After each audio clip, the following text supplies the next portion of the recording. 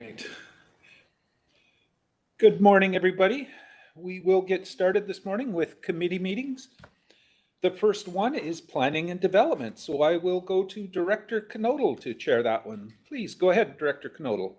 Thank you very much, Director Pendergraft, and welcome to the August 18, 2022 Planning and Development Committee. Looking for a motion to accept the agenda.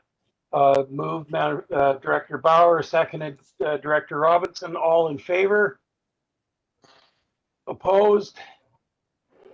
Seeing none, we'll move straight forward into the first item. Item B, Public Notice Bylaw.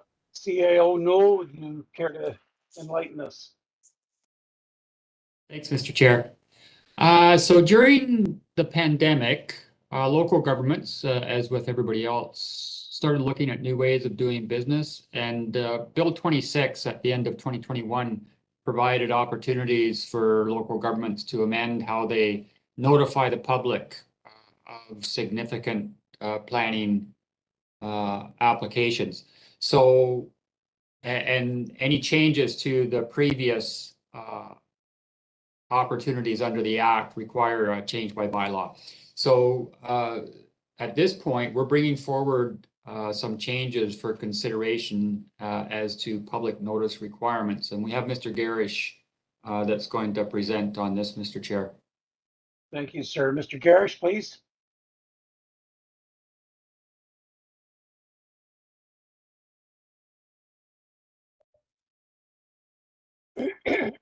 Are you with us? There he is. Thank you, sir. I am. Thank you. I'll just get my screen share going. And while I'm getting this up, I just want to confirm we've got 15 minutes for P&D, correct? Yes, sir. Okay, I'll go as quick as I can here. So I know time's going to be limited. Okay, so further to I'll just say, Mr. Chair, committees are somewhat flexible. We're locked into a board start time, but as far as committees, we can adjust those as we go along. So we definitely want to hit the high points on the planning report. So we'll play that by ear. Thank you very much, CAO Null. Great. So I'll try to be as concise as I can. So as the CAO is indicating, this was a series of legislative amendments that came down in 2021. The province has given us new authorities. One of those, as the board is aware, was delegating DDPs. As well, we have new procedures possibly for public hearings and public notice. So with those changes, there were some modifications to the default. So the board may recall in the past when asking staff about moving rezonings forward, there used to be the requirement for notices 2 times, no less than 3 days before the meeting and no further out than 14 days.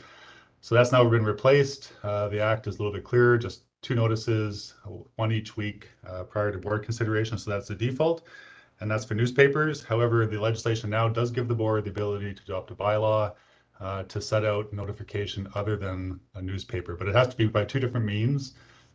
And there's principles that the minister formulated earlier this year that have to be considered when the board looks at one of these bylaws. So 3 considerations. The alternate notification has to be reliable, suitable, and accessible.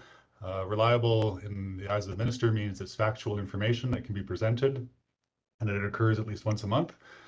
Suitable would be that it's legible, it's provided in a timely fashion, and it's not transient, that people can go back and easily revisit the information to stay apprised of what's going on.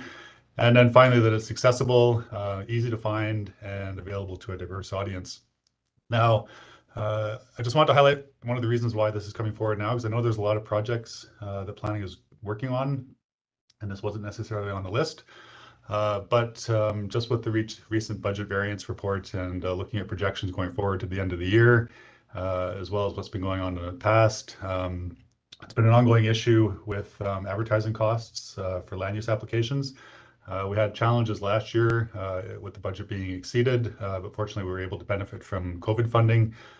This year is even worse, at least in terms of projections. At this point in the year, through to the end. We're projecting 64,000 versus a available budget of 30,000. There is a qualifier on that because, of course, as the board is aware, we've made some changes to when we schedule public information meetings and how we recommend and where public hearings occur, which we think might play out to the benefit of the budget over the remainder of the year. And of course, it's an election year, so things will slow down a little bit, which in terms of notification costs might help as well. But the projection is still pretty high versus the available budget. And I just wanted to give the board some examples of some of the costs that we've incurred on some recent land use application projects and rezonings. So you can see here, and I've grouped them in order of cost from highest to lowest. But when we're dealing with multi-electoral issues that require notification of multiple papers, obviously the costs are going to be higher. We did have one where we tried to combine costs, but even a combined rezoning application notice still takes up a fair amount of page length. So that's still not a cheap, well, it's a bit of a cheaper option, but not great. And then we have the rezonings at the bottom for individual applications by electoral area. And so again, this varies based on the nature of the rezoning application and how much space we need in order to properly notify it. The example from Area C at Black Sage Rose, that cost is a public information meeting and public hearing. And as we get into the Smilkameen Area H, it seems to be a bit cheaper to notify. And the cost for a PIM is the last one at $336. So taken together, given the number of applications that we receive, as well as the projects that the board initiates, that kind of gives you an indication as how we get up to a total of 64,000 for the course of the year. So in terms of the public notice that we're asking the board to consider today, we do feel there's a number of benefits to it. It's not clear to staff, the extent to which the newspapers are reaching people in the electoral areas. We also feel that moving to an electronic notification, which the province is encouraging with legislative changes, will give the regional district greater control over the process, especially when there's issues around corrections or updates that need to be made. It's very difficult to enact those when we have to do newspaper advertisings. As a result, it's not uncommon sometimes for application processes to be delayed because we have to re-notify something. And also with the public notice bylaw, I wasn't quite sure how to phrase best this last dot point, but from my perspective, it does provide us with some flexibility going forward. It's not to say that we would never use newspapers again. I can see instances where if we're having a major OCP review, there may be a benefit to including newspaper notifications as part of the process. But with the public notice bylaw, we would be freed from the legislative requirements to do so. And we could tailor our newspaper advertising programs going forward on an as-needs basis. The alternative, I understand and appreciate that there are still people who rely on newspapers for their principal form of information on what the regional district's up to. And moving away from newspapers might adversely impact those people. And as well, I also know there's a school of thought that believes that continuing to direct advertising dollars to local newspapers supports local democracy because it allows them to continue their oversight function of local government operations. So just a consideration for the board. And that's it for my presentation. I'll try to answer any questions that the board may have. Thank you. Thank you very much, Mr. Garish. Any questions for Mr. Garish from the panel?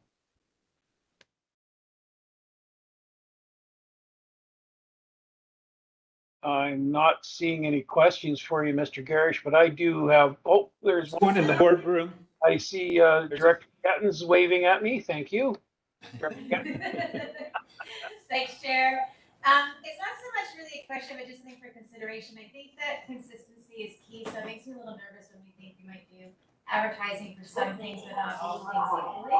The other part too is with, I do think there's something about saying the newspaper. Go ahead, Chair. We can't hear her at all. Echo there, Riley. Yeah. We're trying to figure it out here right now. Somebody's volume's up. I'm trying to turn it off right now.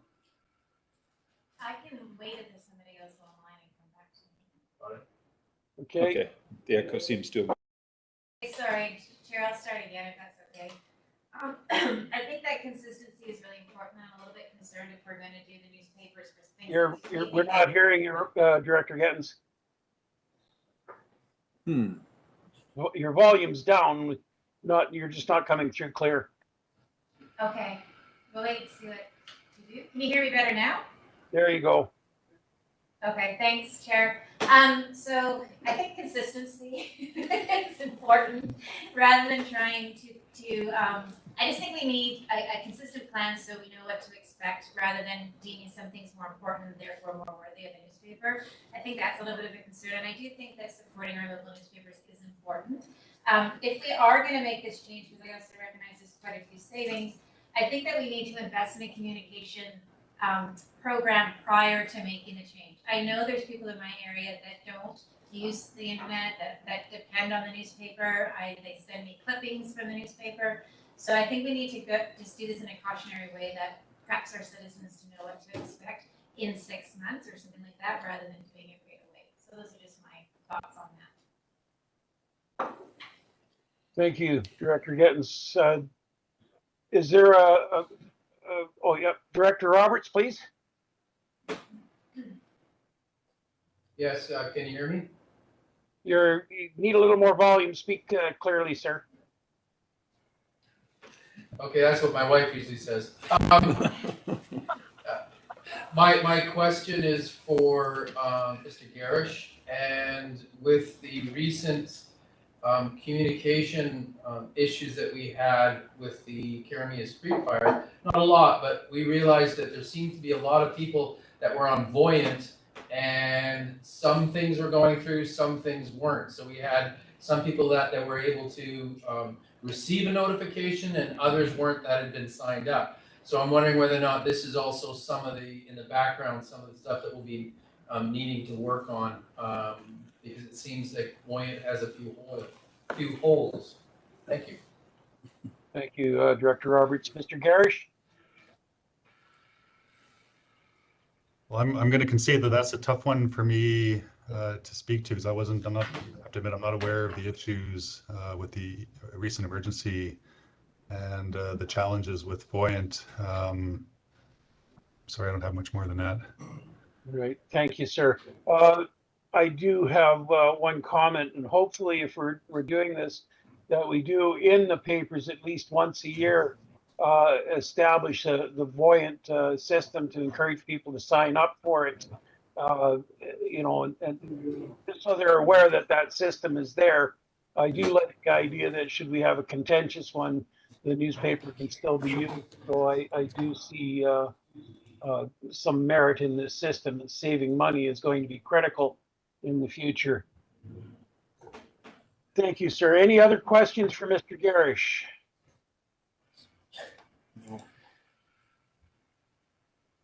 Go. Director Holmes is Okay, waving yep. at you. Director Holmes, please. Yeah, not a question, but just could we receive a copy of those slides? I found there was quite a bit of information in those slides that we don't have in the report here. I think would be quite useful. Mr. Garish, did you get that? No, if you're able to repeat it, that would be very helpful. Yes.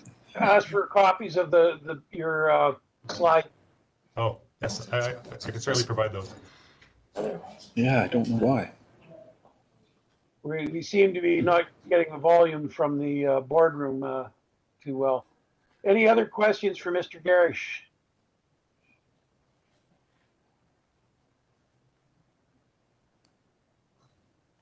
I'm not seeing any more at this point, so I thank you very much, sir, for your presentation. And we'll move on to item C, the proposed noise control bylaw. C.L. Newell, please. Thanks, Mr. Chair.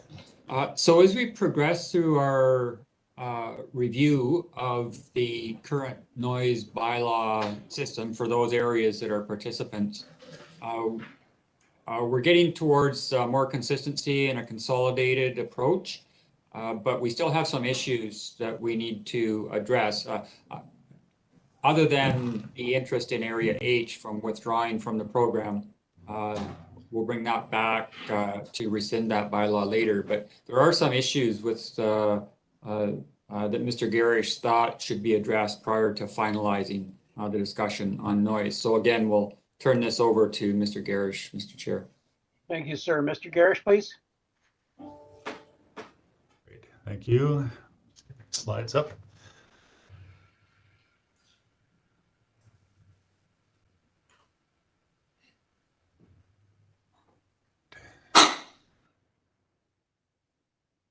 Sorry, I'm just having a hard time. What's going on?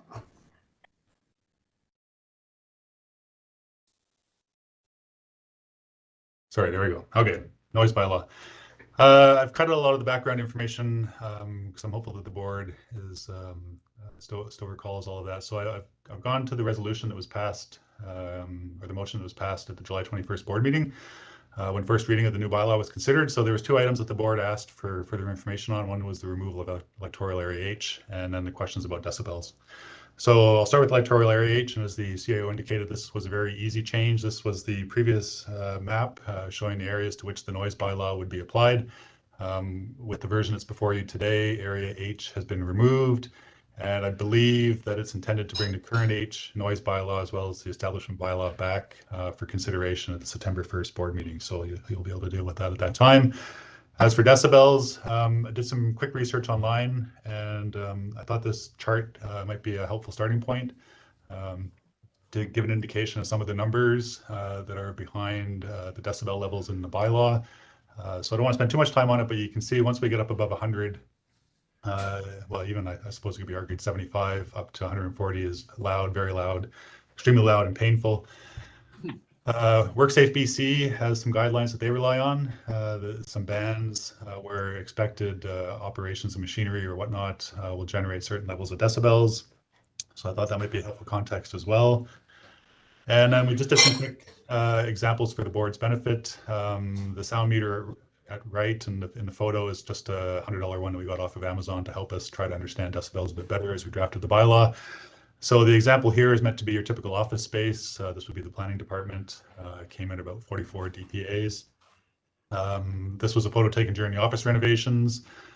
So internal work on a structure came in at around 76.1, again within WorkSafe's expected band. Loading of materials out on site. And again, I think the distance from which it was recorded might have an influence here, but it was recorded at 77.4 dBA. Blacktop paving out front of the office came in at 85.1 dBA. So again, within WorkSafe's expected band for heavy machinery. And depositing aggregate on a site came in at around 85.2 dBA. So those are just some examples for the board's benefit. This chart shows a summary that was completed by Abbotsford in 2017. And as the board will recall, when we were tasked with drafting the decibel version of the noise bylaw, we looked to Abbotsford as an example. Abbotsford did a review of other local governments, and these were the typical dBA levels that they used, and so that's what's informed our particular bylaw. Now, I know at the last board meeting, or not the last one, but the one in July, there were some questions around not only the decibels themselves, but how they're recorded under the bylaw. And so I will say before I get into this that, of course, we don't have any experience with a decibel bylaw. So this is all going to be new for staff as well as we move forward with this if it's adopted. But the way the bylaw is written is it sets out certain ways and methods in which to record sound when responding to a complaint about excessive noise. And so there's two ways set out here. So within the property line of the property from which the noise is seen to be too loud, where on that property in terms of height is to be measured from.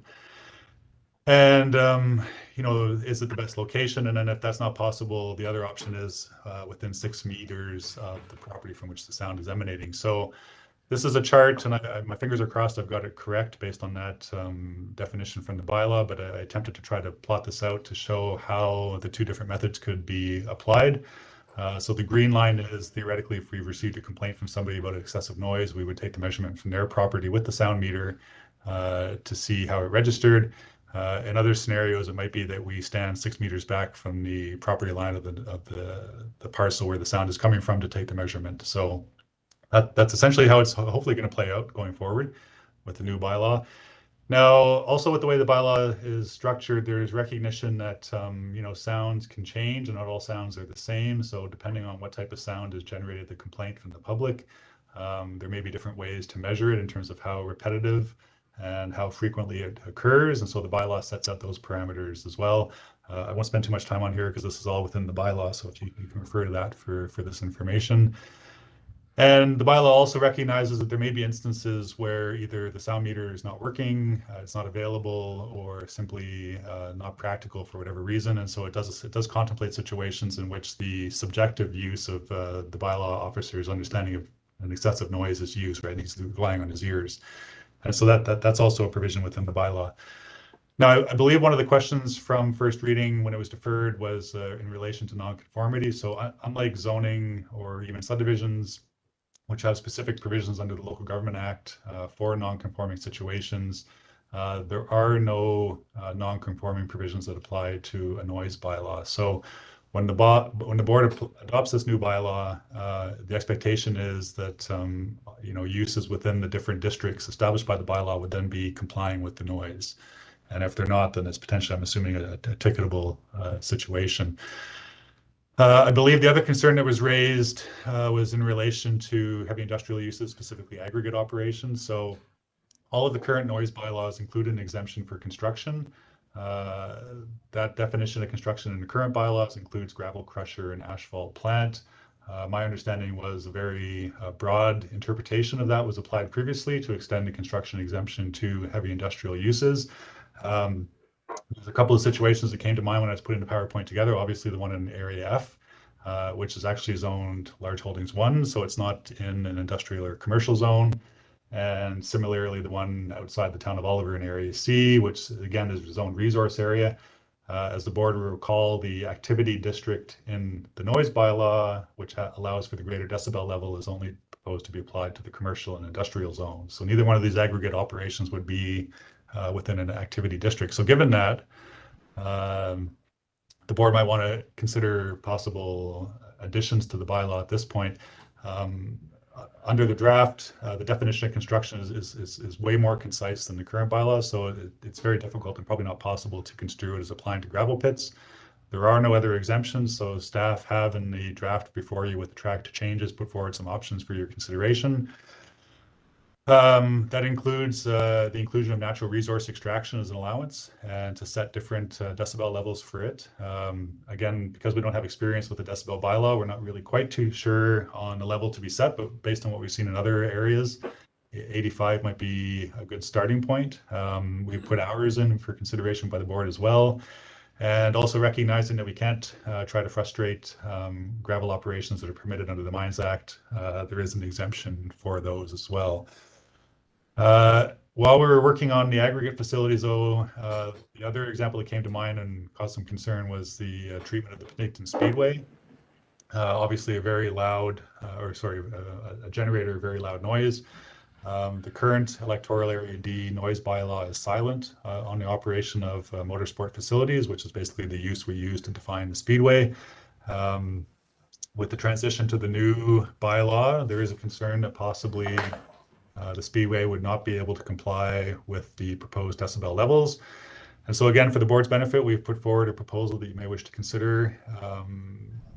Again, it's hard to get a sense of how loud speedways are. There's a lot of different examples out there and bylaws that are in use, but we feel 95 dBA might be a suitable allowance between the hours of 10 and 9, Sunday to Friday, and on Saturdays and stats, 10 to 10 p.m. So just to summarize, decibel bylaws, we do feel they will offer a more quantifiable measurement of noise.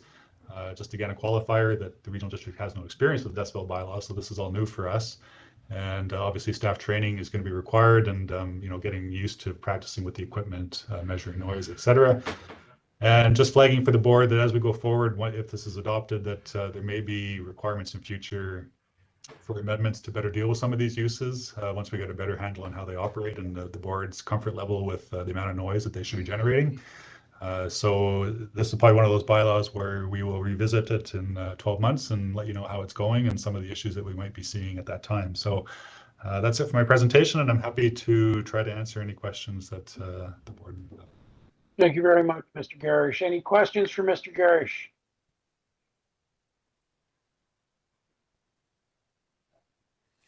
I don't have a good view of the board. Or are there any from the boardroom?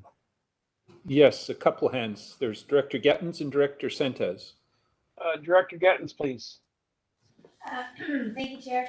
I just wanted, if you could just sort of spell it out for me a bit, Mr. Garish, just how does this bylaw impact the relationship between the community and the gravel companies that are right beside the community? I understand that as someone from the staff was trying to get a reading from the company, but they couldn't get there at the right time. So I just wanted to be able to explain this to the citizens who live next to the community or to the gravel pit, what this means for that relationship, because generally it's a good relationship until it's not for a little bit, but then it usually becomes pretty good again. So can you just clarify that for the citizens that live next to the gravel pits in area for what this bylaw will allow Peter Brothers to do and not do? And then I'm also curious about the fines if the noise bylaw is broken. Thank you. Thank you. Mr. Garish, please. Okay, well, so I had a hard time hearing the questions, but what I did hear, and correct me if I'm wrong, is that just basically asking about the relationship between the aggregate pit and West Bench and local residents up there. I mean, obviously I can't speak to the relationship, but from a use perspective, it's my understanding that that gravel pit that's operating within electoral area F is legally non-conforming. It can continue to operate under the zoning. In relation to the noise bylaw, however, because there is no grandfathering, when a new bylaw is adopted, then the pit would be expected to operate within the parameters set out for decibel levels in that noise bylaw. And if it's not, then theoretically ticketing would happen. So I guess the question for the board is, I mean, we've put forward a proposal that would provide an exemption for the aggregate pit that would operate similar to the exemption that's being proposed for construction activities. We've established or proposed a decibel level of 85 for the operation of the pit during the hours that are set out. You know, because we've never had a decibel bylaw before, I'm not sure how accurately that's going to reflect what's going on at the pit. But then I guess the question for the board is, has the pit been operating in a way that the board wants it to in relation to noise? Does it want to impose a lower standard, a higher standard, or is the board satisfied with the 85 dBA? And I believe the ticketing would be set out at our normal levels. Might have a copy of the bylaw here, but I think it was up to $500 maximum penalty. Of course, I don't have it here. Sorry, I'd have to dig it up for the board, but.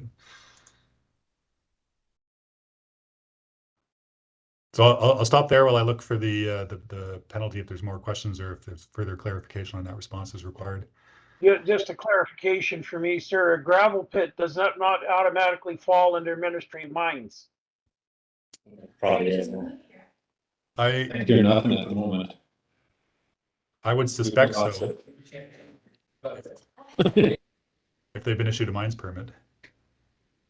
Okay, I had some overlay there, so I'm not sure what the answer was. I was just under the impression that if it was a gravel pit, it was Ministry of Mines, because there has to be a permit issued for that work.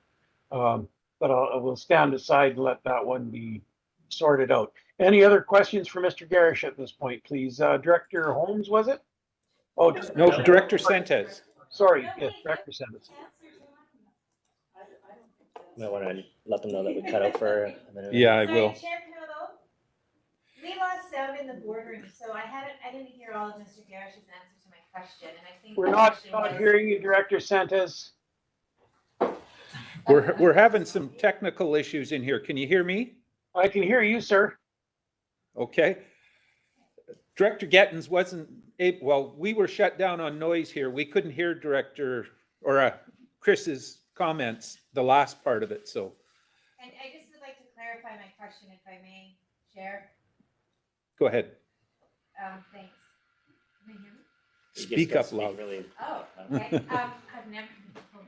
Okay. So, Mr. Garish, what I'm wondering about is not necessarily the relationship, but the relationship around the noise bylaw, because it's a contentious issue in Area F, and I'm unclear if a decibel of 85 allows that business to operate as they have already, or are we putting a restriction on that business that basically means they're going to get fined every day? That's my question. And my second question is, I understand that staff are trying to get a reading of the plant just for clarity, and they never could, because just when they would get up there, it wasn't in operation or whatever. So that's my question, is how does this bylaw impact the understanding, maybe not the relationship, the understanding between the community and the business? That's what I'm not clear about. Mr. Garish? So that's correct. We have attempted to get up to the aggregate pit in the West Bench to take measurement readings. It has been difficult for us to get there while they're operating and take measurements. However, we did have those other examples from construction sites elsewhere in the electoral areas where we were able to capture the dispersal of the aggregate and the loading of a dump truck, which we feel is probably somewhat similar to the operation of the aggregate pit. But as I've trying to been highlighting for the board, the decibel bylaw is new for us. We have no experience with the decibels for these uses. We have guides. We have other local government bylaws that we've tried to take direction from. We're hopeful that a decibel level of 85 is appropriate for the operation of the aggregate pit. But the question I would put to the board is, to what extent are you comfortable with that use making noise beyond what's specified by the bylaw? I think the standard for industrial that we're allowing is it's a high of 70. So if no exception is made for aggregate pits, then they're expected to comply with 70 dBA. If the board's not comfortable with that, there is this option of an exception, which will allow them to go up to 85. But I suspect until we actually start practically applying and using this bylaw, we're not going to have really a good sense of the degree to which that pit operates and the level of sound it makes, which is why I think we'll probably be back to you in 12 months' time to give you a better sense of how it's been operating. Thanks. Thank Just you, as a sir. really quick follow-up, if I may. So I guess what we're looking for here then is a way to ensure that that business can still run, because they've been there for a very long time, in a way that protects the citizens in those after-hour extra noises. So if that's what the intention is, and that's what we're gunning for with this 85 decibels, I think that's great. But I just want to make sure that that's my question. I guess that's just the goal. There's no answer required. I'm just trying to work it out how to do this in a way that doesn't mean that we're going to end up with a million complaints for this company that's already been there. So that's what I'm struggling with. Thank you, Director Gittens. Director Santos, please. Thank you, Chair. Just a comment. I live in a residential area significantly west of the Speedway, and typically we never hear anything from them. But it would appear to be when the wind shifts, it sounds like they're coming down our street. And so just a comment, my neighbors can get their knickers in a knot in a hurry. It doesn't happen often, it only happens once in a while. And as I say, typically we don't hear them. But when that wind shifts, man, so just a comment, I encourage them. Most of the time we don't hear them, so give them a bit of a break. But just for your information, the wind shift seems to make a difference as to who hears it. So thank you. Thank you, Director Santos. And you're definitely right. I live in Willowbrook, but from time to time, I do hear the Area 27 here, and even the fire siren from the town of Oliver when the wind is just right. So there is potential for variation that we'll have to take into consideration. Any other questions for Mr. Garish, please? Director Bush has got his hand up. Very good. Director Bush, please. Yeah, so not a question, but I was just thinking you shouldn't take that meter reading to the South Okanagan Event Center because they shut down for sure.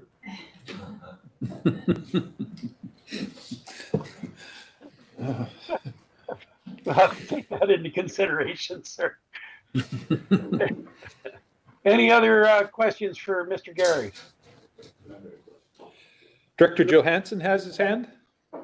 Director Johansson, please. Yeah, thanks, Chair. I'm just wondering if there's been any comments or feedback from the building and bylaw enforcement manager, just how useful a tool this is going to be and how easy it's going to be able to be applied. And just wondering from the people that are going to be out there sort of taking these readings and then doing the enforcement of this bylaw, how easy it's really going to be to do that. Is it going to be practical?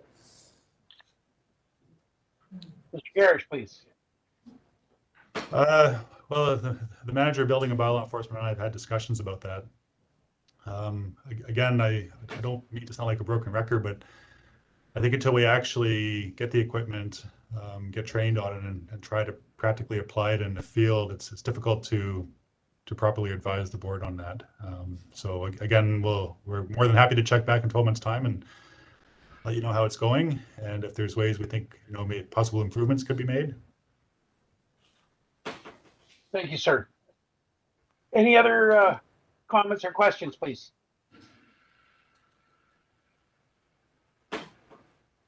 I am not seeing any at this point in time, so I will move on and look for a motion to adjourn the planning and development. So, Mr. Chair? Yes, sir. There was an administrative recommendation on that report. Did you want to address that? It's not on my list here, but yeah, very good. Would you lay that out for me, sir? It's not on your agenda? No. Oh, well, we had that electoral area HP removed, but we have a separate motion on that, so we didn't need that. We have new definitions of motorsport facility and natural resource extraction be added. A new exception be added following natural resource extraction uses to exceed specified noise levels to a maximum of 85 dBA Monday to Friday between the hours of 7 a.m. to 5 p.m. And a new exception be added following a motorsport facility used to exceed specified noise levels to a maximum of 95 dBA Monday to Friday between the hours of 10 a.m. to 9 p.m. and Sundays and statutory holidays between the hours of 10 a.m. to 10 p.m. Okay, thank you, sir. We're looking for an administrative recommendation on that. Is that a motion, sir? Can be. That is the administrative recommendation. Somebody else would have to put a motion forward. Okay, as a motion, it has to go forward as an emotion then. Do I have someone making that motion, please? I think Director Bush is moving it. All right, is there a seconder? Director Roberts will second it. Thank you. All in favor? Any opposed? I see no opposed, therefore motion carries. Moving ahead then, we're looking for a motion to adjourn. Move Director Trainer, second Director Santos, all in favor? Any opposed? Motion carries. We are adjourned. Back to you, Director Pendergraft, please. Thank you, Director Knodel. That moves us into the Corporate Services Committee. We just have one item proposed there, so looking for a motion to adopt the agenda. Moved, seconded, thank you. All in favor? Thank you very much. Any opposed? Motion carries. That brings us to the item B, Purchasing and Sales Policy Amendments, CAO. Thanks, Mr. Chair. So every once in a while, policies really are just a consistent way of dealing with repetitive issues. So the purchasing and sales policy is the board's delegation really of authority to make purchases for the corporation. And it's prudent to review these types of policies occasionally. So Mr. Sfino has been through this extensively with the management team. And I assume this may take us a few meetings to get through. So based on time, I think what we want to do is just get an introduction to this and what the significant changes proposed might be around and where the issues are, Mr. Chair. And we can maybe bring it back at the next meeting because we do have a delegation scheduled for 9:45. Okay, so we'll go to Mr. Zaffino. Is he on? And he can, I think he had a small presentation for us. There he is.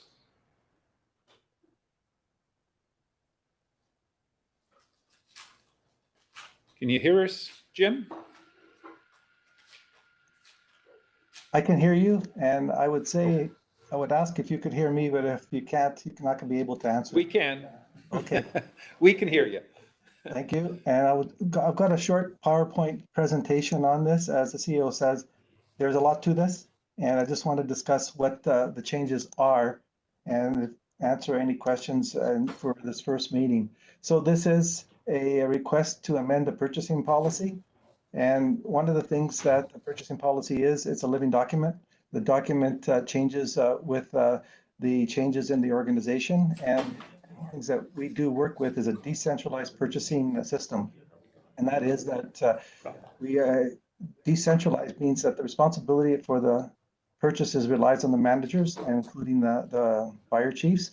And this ensures that the department's practices are consistent throughout the organization. The purchasing policies are nothing more than controls. They are one of the key controls that I consider, along with the budget. So the various controls are purchasing policy is a collection of rules to process the requisitions. Having a consistent purchasing policies in place helps streamline the process, because that means it's consistent and one manager does not do it one way and another manager does it another. It improves accountability. That helps, having a policy like that helps the finance department take a look and see if everything's being done. We don't have to keep asking why, because we know why. It has to be based on the current policy. Ensures the whole organization follows the same guidelines, and most importantly, it protects against the unauthorized spending and fraud by keeping all purchase activities visible and ensuring goods and services are purchased for the business and not for personal use. There's a key control that is offered in this policy, and it's a segregation of duties.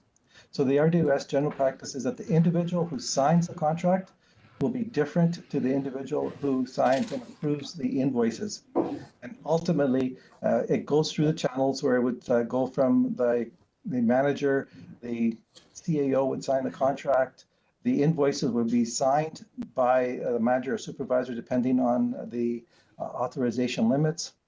And ultimately, you have a third check in finance where you have two CPAs looking to ensure that policies are followed and that goods are within budget. It also ensures the processes and actions will be consistent and transparent. So justification for major policies, there are some major policies here. Some may be controversial, some may not be. It is mostly basic. There's a lot of purchasing policies may differ slightly from one organization to another, where the biggest change would be the spending limits. However, the remaining changes or the remaining policies would be close, if not identical. So not giving local companies preferential treatment, that's something that I wanted to bring up because that comes up in various local governments. By having this policy, companies that would be put at a disadvantage if the local government gives treatment to preferential treatment to the local businesses, because these clients and these organization businesses also rely on outside organizations and outside municipalities for their business. Also, it's the different rules that the provincial government dictates doesn't allow us to give the local governments or local businesses preferential treatments. Also, you're seeing that we're increasing the limits for the CAO up to $150,000. It looks like it's a major increase. However, it only looks that way because the current policy is materially low.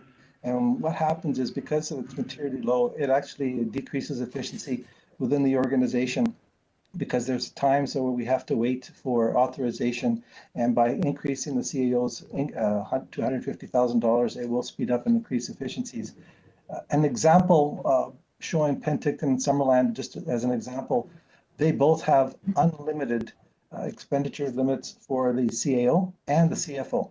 So they recognize that that is a major increase in efficiency for each of the organizations. One of the things that they both would have is that it would also have to be something that's authorized in the budget. Increased spending limits, again, that's what I combined the two. I talked about the spending limits in the CAO, but I did want to bring that up because there was some question, why is there a material increase? Signing of invoices related to contracts. The purchasing policy is recommending that all contracts go through the CAO. And that's, again, the segregation of duties. You don't want the manager or the supervisor that negotiated the contract to be able to sign the contract. So, and what that also does is it allows the supervisor and manager, because the contract was signed by a second party, in this case, the CAO, they can sign the invoices. And ultimately, the finance department would just make sure that everything is within budget and within the policy. Direct awards, that's something that's new in there, sole sourcing. There are times when sole sourcing is important. There's some specific criteria for sole sourcing. It was not in the previous policy. However, it would make things a lot easier and again, be more efficient for the organization. So the policy and controls would be only a single supplier for whom the purchasing can economically be made. If the current contractor had continuing to do the work and the contract expired, you would then look at sole sourcing it again. Again, anything that's sole sourced, we're saying that ultimately the CAO would have to take a look at it and award it. So it wouldn't be within the power of the manager or the supervisor. It would be from an independent source outside the department, which would be the CAO, who is in charge of all departments. Pre-qualification policy, but that improves the efficiency again in that we would pre-qualify for different contractors months ahead of when we need it. And what that does is it would speed up the policy when it does come to RFP or for the tender, for the manager to have less policy or less tenders to and RFPs to review. Environmental discretion criteria, that's something that's more and more important within especially local governments where environmental decisions help make the criteria decide. It's not a major factor, but it is a factor. And along with the environmental criteria that's in the purchasing policy, we've actually created some procedures that would go with this, and that would help the manager decide on make a better decision on who should get the contract. And with that, it's a short presentation. However, I'm here to answer your questions. Okay, thank you, Mr. Safino. Any questions on this from the board? Looking for hands online. Could we get you to take the presentation down, please, Jim, so I can see the rest of the folks? Thank you. I'm not seeing any questions. Must be fairly straightforward then for folks. Is Director Monteith, go ahead. To the chair, I also would like a copy of the slideshow presentation. I didn't pick up a lot of the information that was just shared in the board report. So having that information, I was actually speaking with my fire chief just recently about purchasing, and this would affect his department. So I'd like to engage with him about that.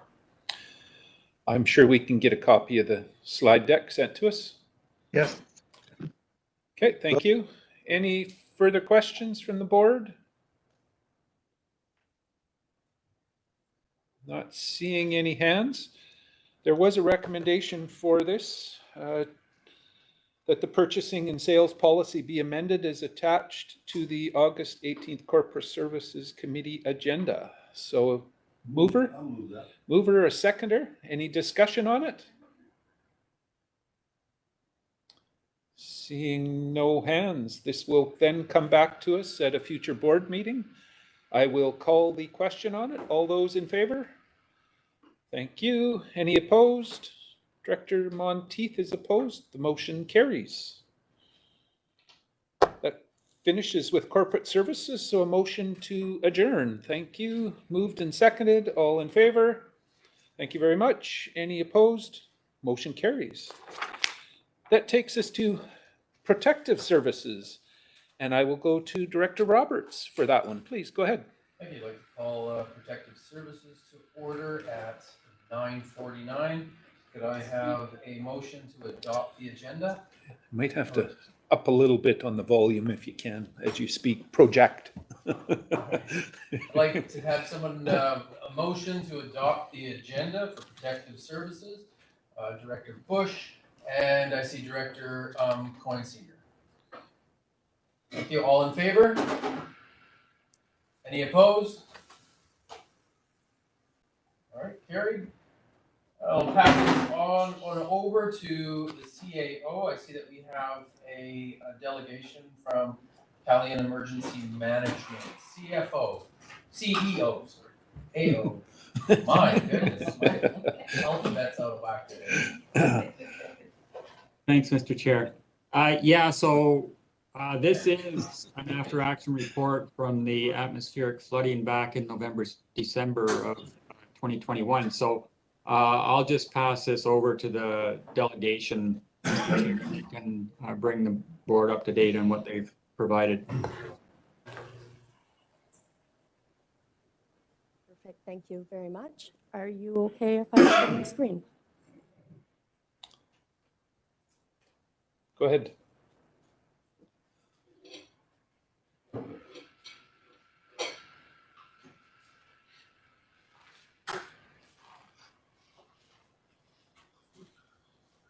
So thank you. I want to begin by just a quick introduction of myself. My name is Vanessa Howard, and I really do appreciate this opportunity to present to you. So I work for Calian, and many of my team, including myself, are here in British Columbia. Calian's headquarters are in Ottawa. We're a trusted resilience partner across Canada and internationally. And I give you this quick snapshot just to give you a sense of who we are. And although we work in many industries, collectively, they present a picture of a resilient Canada. So we work closely with our clients to give them the confidence they need to communicate, to innovate, to learn, and to lead safe and healthy lives. Now, the importance of this continual improvement and program evolution work can't be overstated. And I'd really like to thank the board and the emergency management team for the opportunity to work with your communities on this very important initiative. Emergencies that impact residents, especially those resulting in evacuations, are dynamic, and they can be very stressful for responders, for decision makers, and for the community. Reviewing the activities that were performed and the plans and processes that guided those activities help everyone make better decisions during future emergencies.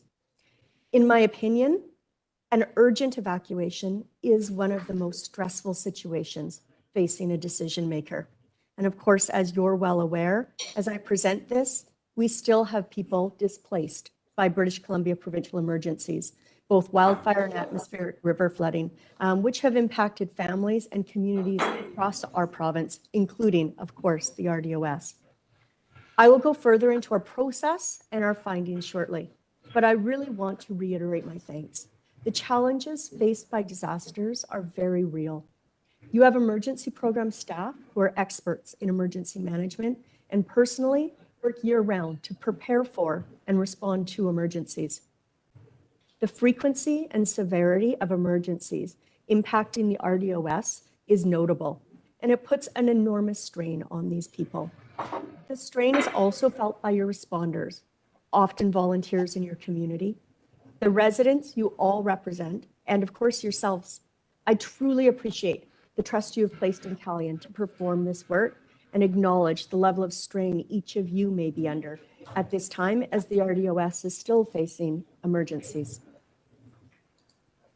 This was our project scope that was agreed upon at the onset of our project. It was defined by the RDOS, and we built our activities around this understanding of our scope. So it began with a discovery and then moved into a prepare and conduct phase, an analysis and reporting, and then of course this board presentation. What our process looked like is up for you. The RDOS had previously commissioned an after action report for a major wildfire response earlier in 2021.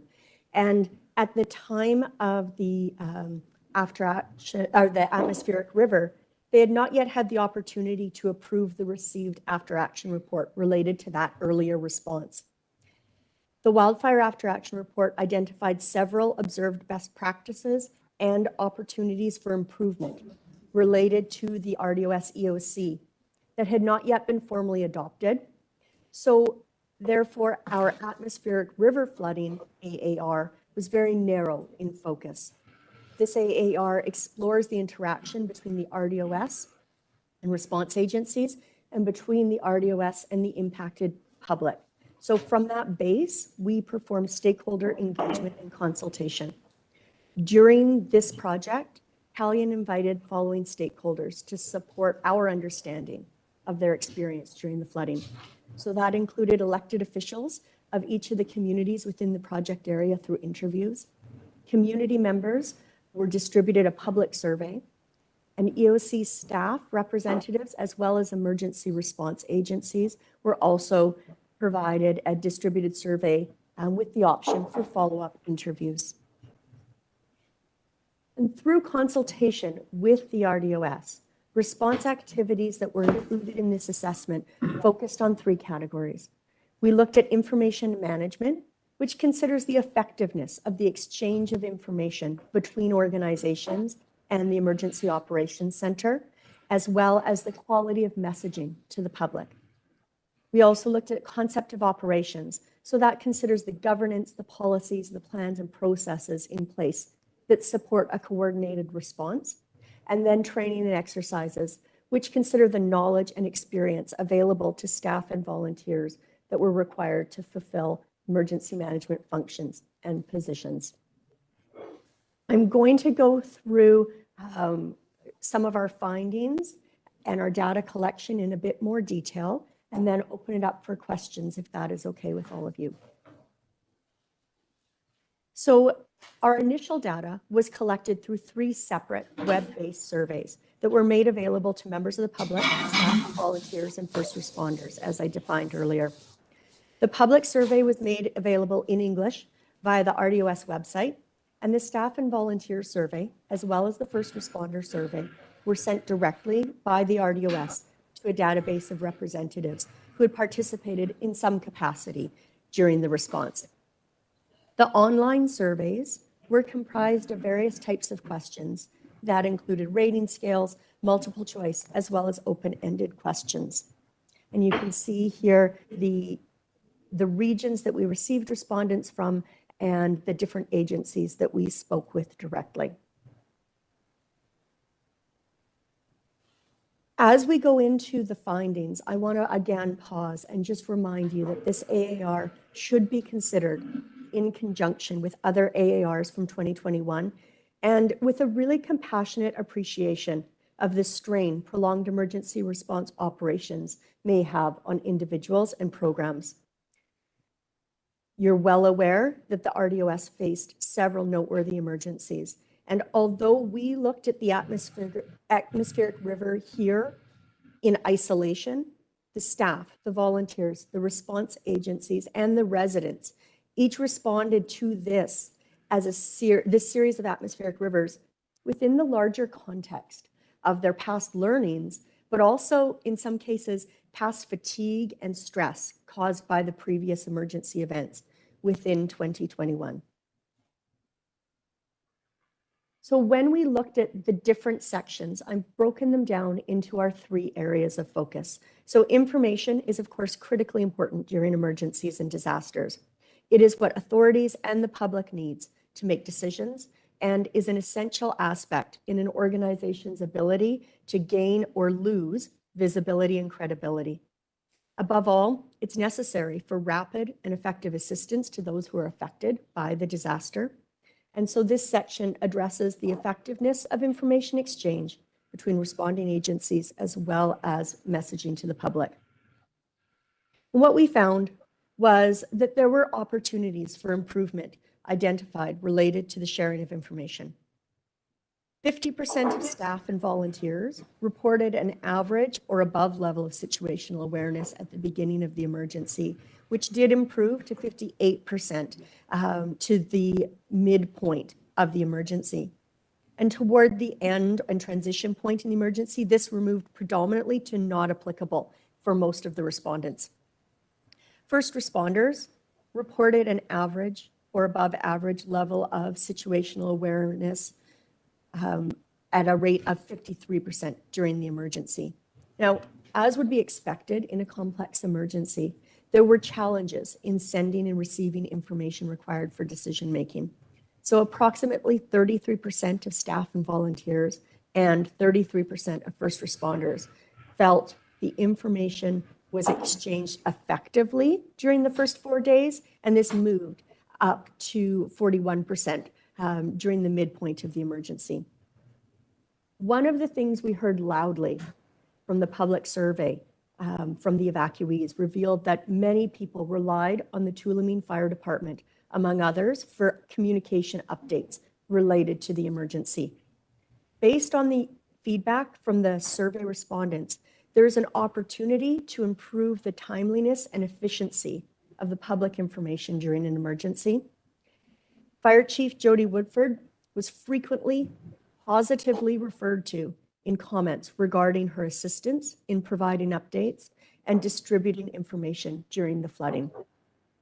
The RDOS staff also indicated that communications were challenging during the flood response, mostly due to the difficulties obtaining situational awareness, whereas at the site level, the responder level, communication challenges were stated to be amplified by technology changes and challenges, including a lack of consistent access to a RDOS liaison, as well as inconsistencies regarding information flow from site response agencies into the EOC. When we move into the concept of operations, which, as I remind you, is the process for that coordinated, cooperative approach to matching urgent and essential needs with the available resources. I will remind you that this methodology was developed understanding that the key findings from the previous wildfire AAR may not have been implemented at the time of the atmospheric river flood response. So a focused exploration of the EOC internal processes was not included in this methodology. So we do explore policy mechanisms in place that enabled an effective response, and if there's areas to evaluate the existing processes and policies to increase the effectiveness. So the best practices and opportunities for improvement here for this section have been developed with the understanding that those previous findings related to EOC processes and procedures should be included in the RDOS's continual program evolution, and our lack of reporting on EOC internal processes in this document should not be construed as dismissing their value in any way.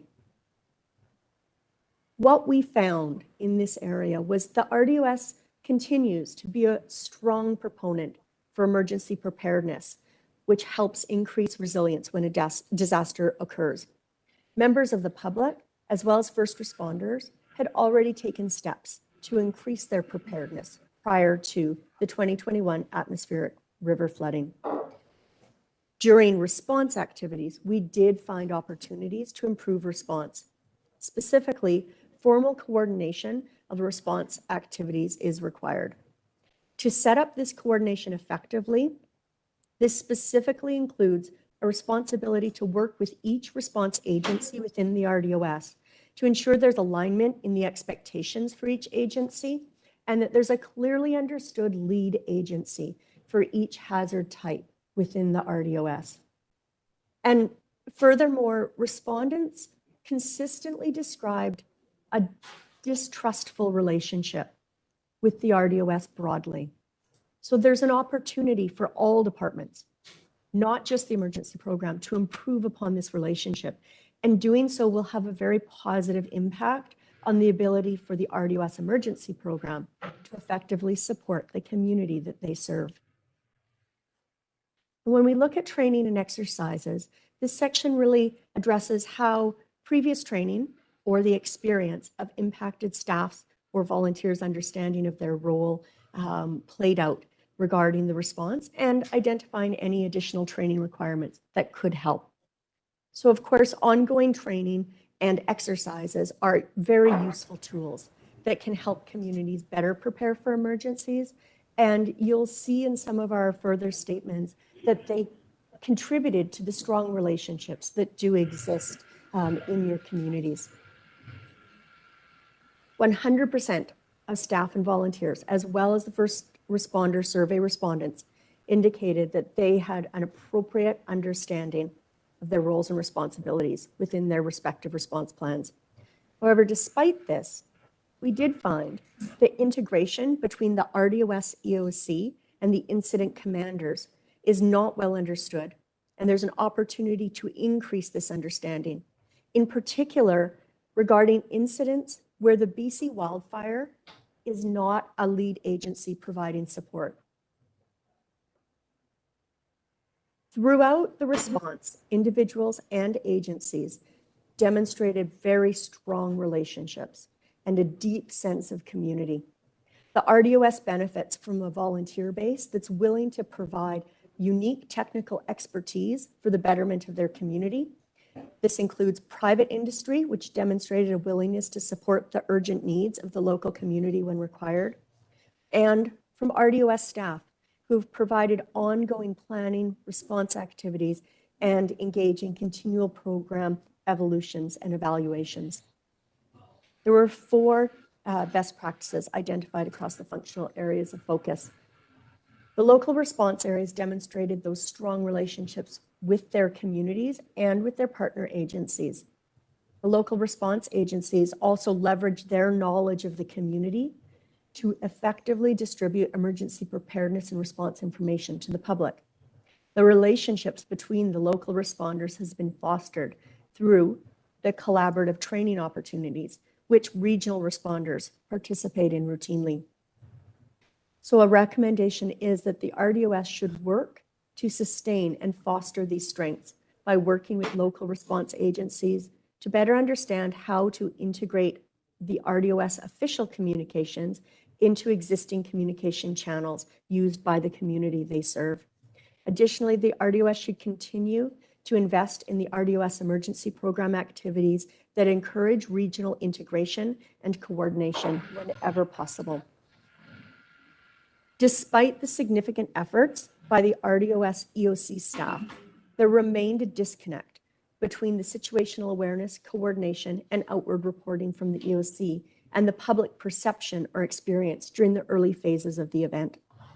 A similar disconnect was described by response agencies involved in obtaining situational awareness and distributing evacuation alerts and orders.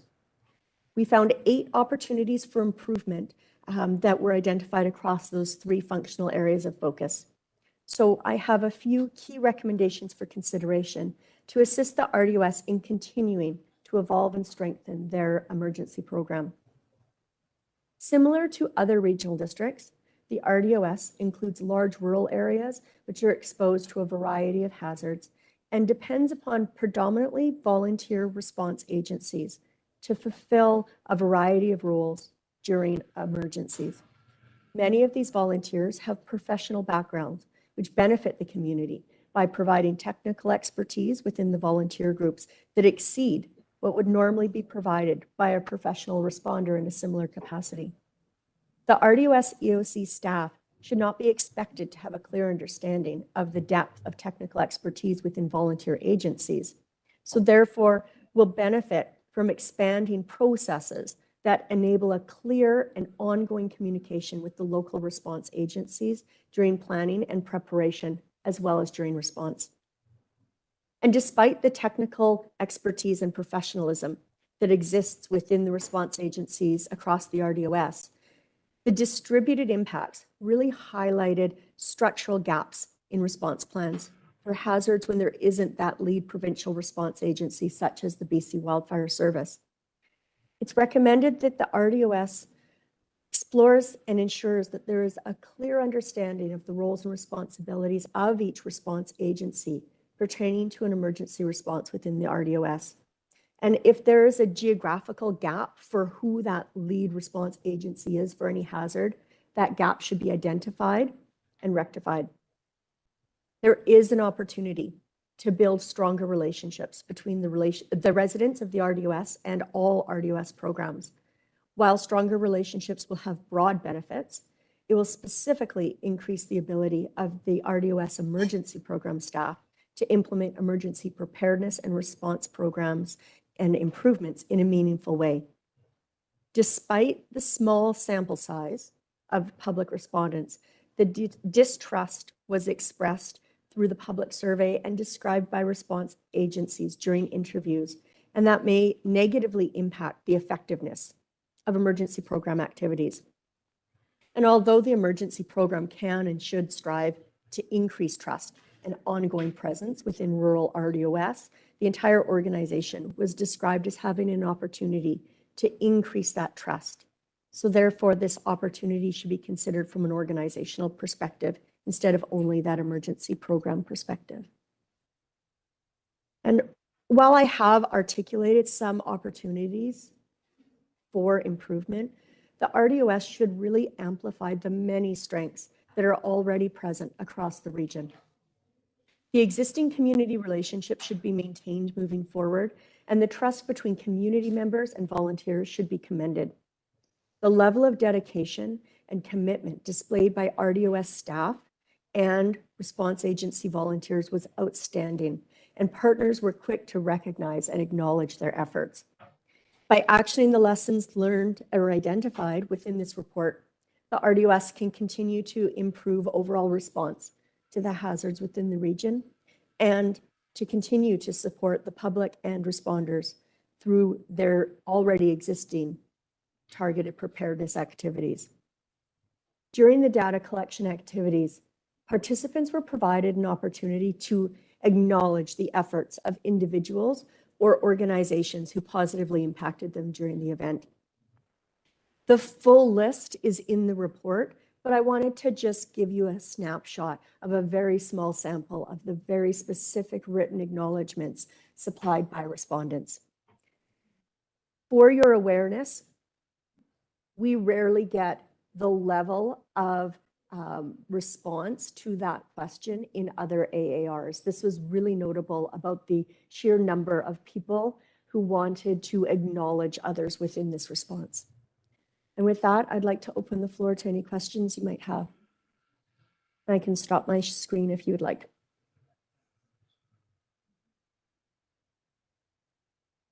Thank you. Do we have any questions?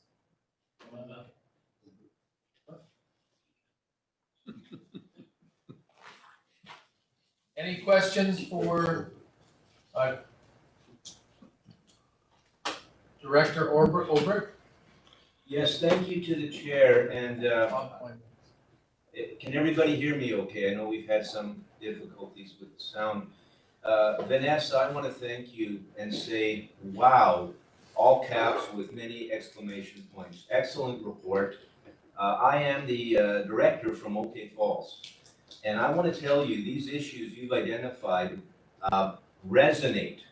We went through August 18. It's the anniversary today of the Christie Mountain wildfire, where my community was evacuated. Now, in fairness, the organization was stressed just ridiculously. We had a computer hack, which meant it was a nightmare in terms of our computer abilities. We were COVID EOC, and on top of that, we had a wildfire. And I'll tell you, communications, the feedback I had in my community, almost exactly what you've put into this report. Almost exactly, the disconnect, the distrust, but also the opportunities that you've identified. I want you to know that I'm a lawyer, over 36 years experience. I've been to 4 levels of court, all through many different dispute resolution processes, collaborations, mediations, and so on. And what I've learned in 36 years as a lawyer is how important communications is. So often, misunderstandings and miscommunications result in difficulties. What you've identified in your report is, I mean, there's a lot here, an awful lot of really good work, really good recommendations.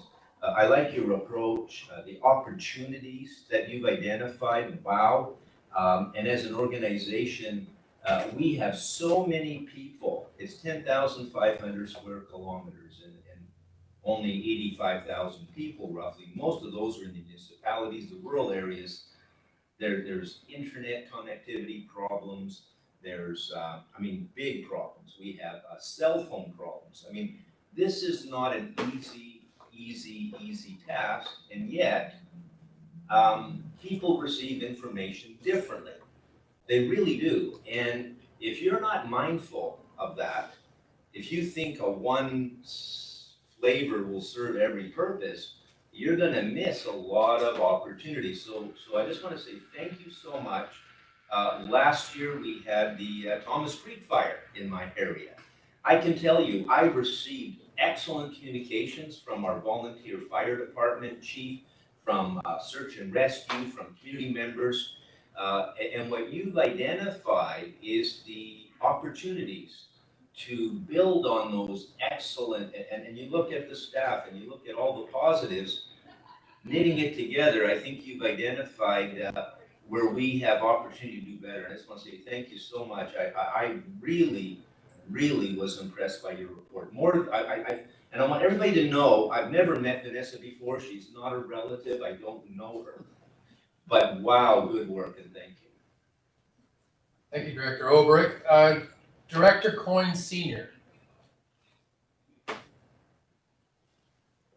Thank you very much. Yeah, Vanessa, that's what I wanted to say was thanks. I understand this was an incredibly difficult task to go through. And I really appreciate the how candid everybody was that participated in this. And I really hope that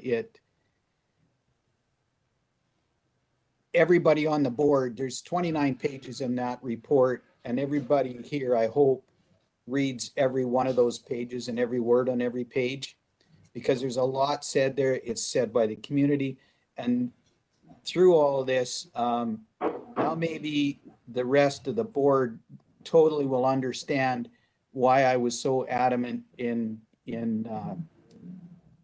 our planning stage to get a review of the emergency services, because there's a whole I believe a whole culture change that needs to take place between the communities and the regional district in order to rebuild that trust, because the trust is the most important thing. When you call in and you need help, you have to be able to trust that that person on the other end of the phone is actually going to come. And that was between the situational awareness and the lack of trust is, I believe, two of the major contributing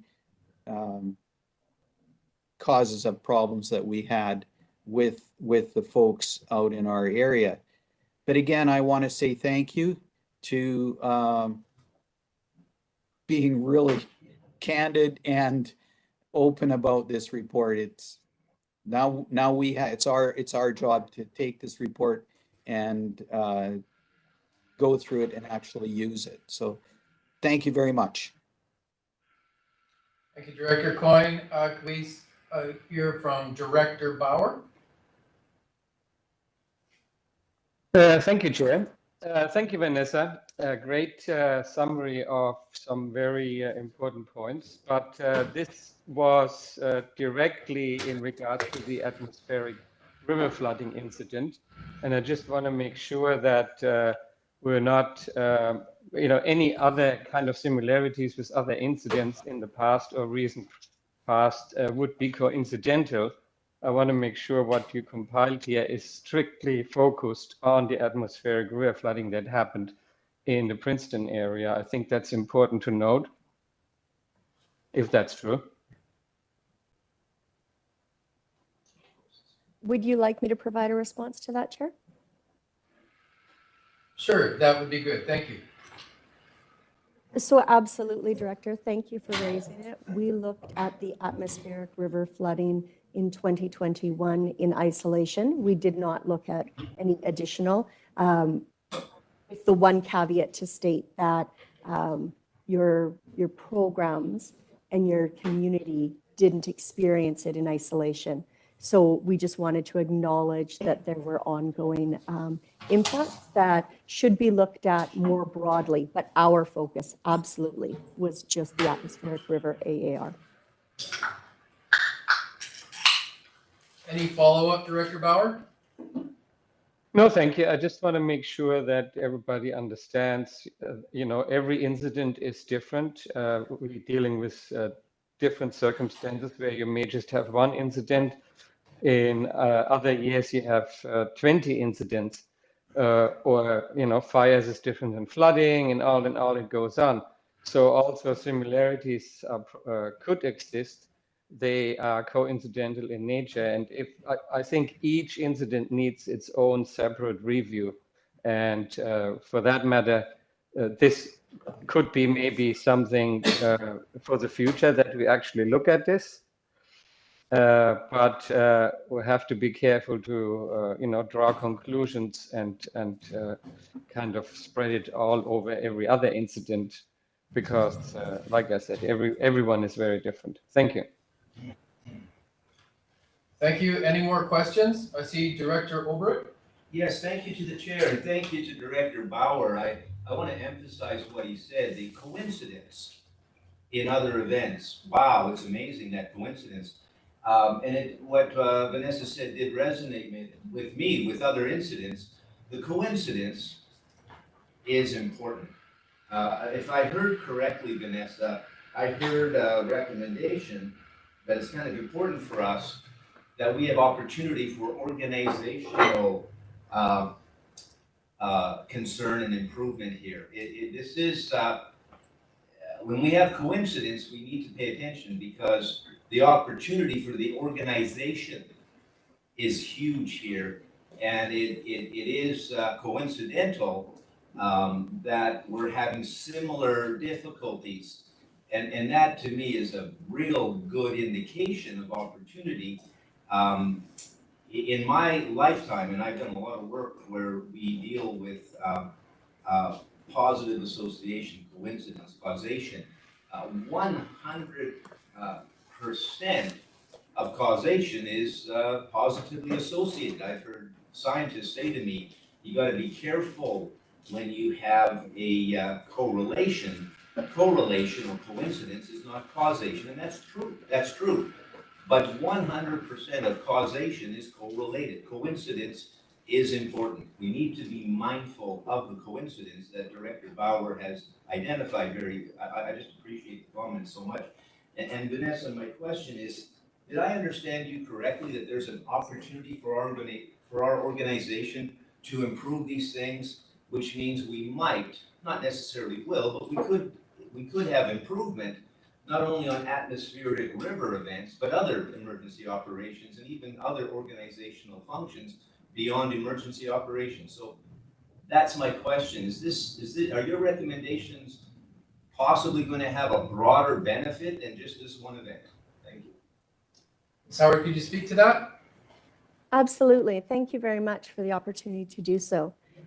In particular, when we look at both the communication and the concept of operations, we're looking to understand if there are processes or procedures in place that enable effective response activities, effective preparedness activities, but also if there were effective activities that took place that were not procedural. So for example, they were very effective, but they're not codified in any way in any of your processes or procedures. So when you read through the recommendations, those recommendations are looking at organizational program, so emergency program plans, procedures, and policies. And if there was a gap in that for this incident, it was identified during this incident, and we looked at it from that lens.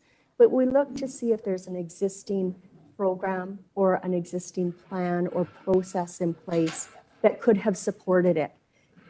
If that process was in place and it just wasn't followed, then we look at that as a training opportunity. Whereas if we did not find a process in place, then we look at it as an opportunity to build in a process that will support the interaction between the EOC and the community, or the EOC and the response agencies. And in that way, that's the beautiful thing about after action reports and why I'm so passionate about them, because it gives you opportunity to improve future responses beyond the need to have an exact same response, because you're looking at those processes and procedures that are enabling or causing barriers and identifying where they are. I hope that that answers that. Quick follow-up? Yes, thank you. Very quick follow-up follow-up to the chair. If I can summarize the answer, that sounds like a yes. There's benefit broadly. It's not specific to the event that occurred previously. Am I understanding the answer correctly? Ideally, yes. Thank you very much. I appreciate that. Thank you. Next, Director Knodel. Thank you. And through the chair, Ms. Howard, an absolutely outstanding report. I definitely wish we could have had this done post 2018, the flooding event in Area C. Unfortunately, even though we had the complaints, I didn't really know what to ask for, and I couldn't generate the support that was needed for it at that time. And I'm quite happy that Director Coyne was able to ask the right questions and get the right response. This will be very useful going forward. Thank you very much. Thank you, Director Knodel. Any further questions? Not seeing any, I'll just add my comment again. Yes, a very excellent report, really appreciated. I have a quick question in regards to process and moving forward when we do these types of surveys, especially in rural and remote areas. It seems again, we end up with the public survey being quite challenged in regards to technology. Is this in regards to a set amount of people and an appropriate amount of public response to a survey? Are there other things that we can do, for instance, when we're challenged with technology, reaching some of the rural and remote areas to get public response in regards to this type of situation?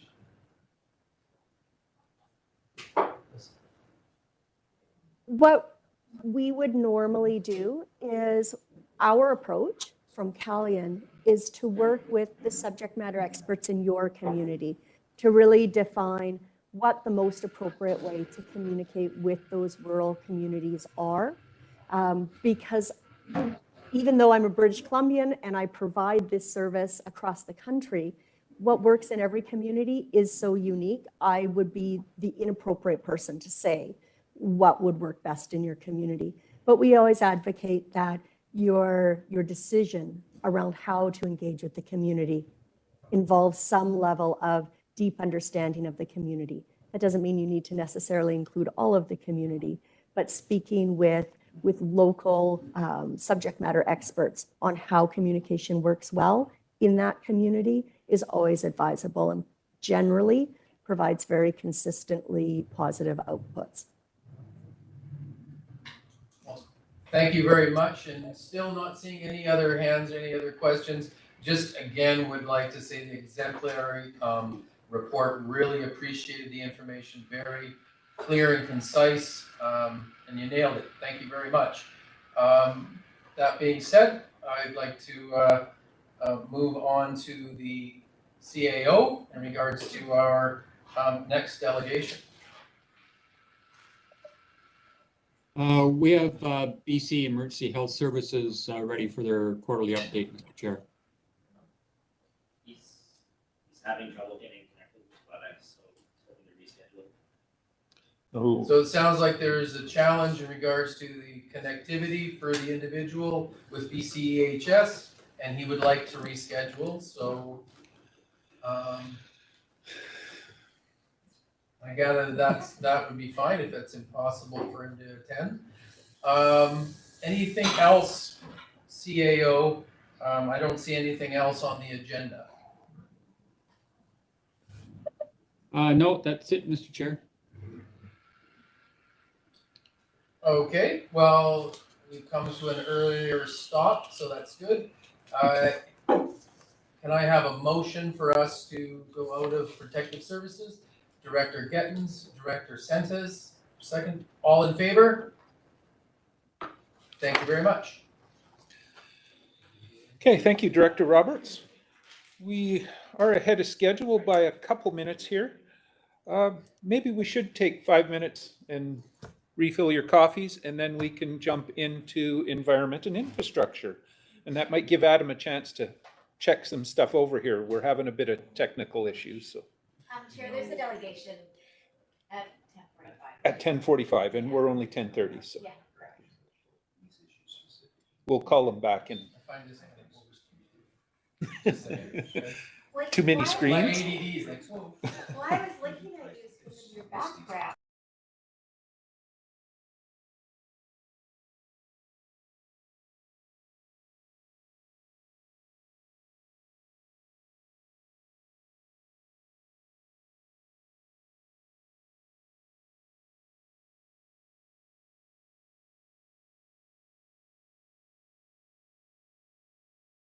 I find it easier just on the singular screen. Yeah. I'm wondering whether or not when we go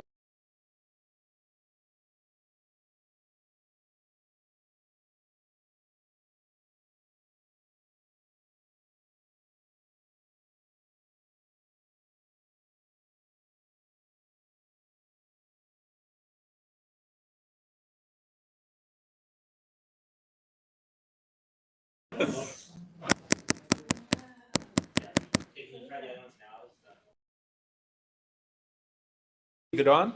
Okay. Leave it on. When technology works, it's wonderful. When it doesn't, it's kind of frustrating. I actually have someone say to me very recently. What happens?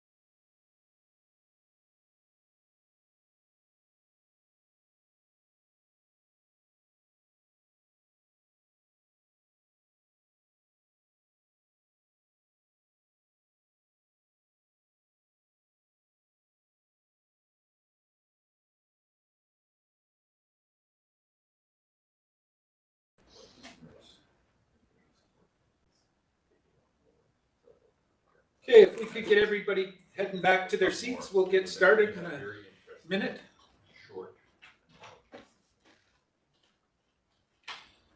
And just for those that are in the room here now, we only have the one mic that seems to be picking up, so we've moved it to the middle here, but still project as good as you can when we're speaking so that those online can hear us.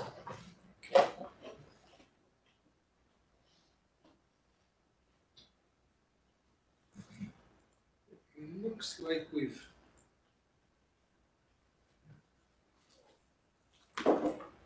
almost got enough back to create a quorum. So we will go to the Environment and Infrastructure Committee, and I will go to Director Gattens to chair that. Please go ahead. Thank you, Chair. I'd like to call the meeting to order. I can't read my clock here, I think it's 10:25 anyway. So can I call the meeting to order, and if I can get a motion to adopt the agenda, please? First and seconded, thank you very much. All in favor? Any opposed? Excellent. Okay, so we're going to actually move into closed session. So just to confirm, I'll read this first and then refer it over to the CAO. Is that correct? Yep. Yep, okay, thanks. So that in accordance with section 91E of the community charter, the committee closed the meeting to the public on the basis of the acquisition, disposition, deposition, or expiration of land or improvements if the council considers that the disclosure could reasonably be expected to harm the interests of the municipalities. So I need a motion to go into camera. Seconded? Thank you very much. All in favor? Any opposed? Excellent. So just give Adam a few minutes, I think, to put us into closed, and then we'll Are continue. you expecting delegation to come in here? Yeah. Yes. They're not in here yet either, so. Christy was gonna make sure they were coming on, so. Good thing our mic's not working since I got it. Hi, Chair. Yes, I don't see Lauren in here yet. So hopefully in the next minute or two, she'll be back in. Okay. Maybe she's also having trouble signing in if the last delegation was. Can you, We're still a few minutes early too, I suppose. Yeah. We'll see if Adam sees any signs of someone trying. I guess I send another reminder. Yeah, it's 5 minutes out. Yeah. Enough time to flip in a whole other meeting. Okay. They were told, I think, to be ready by 10:30 though. So.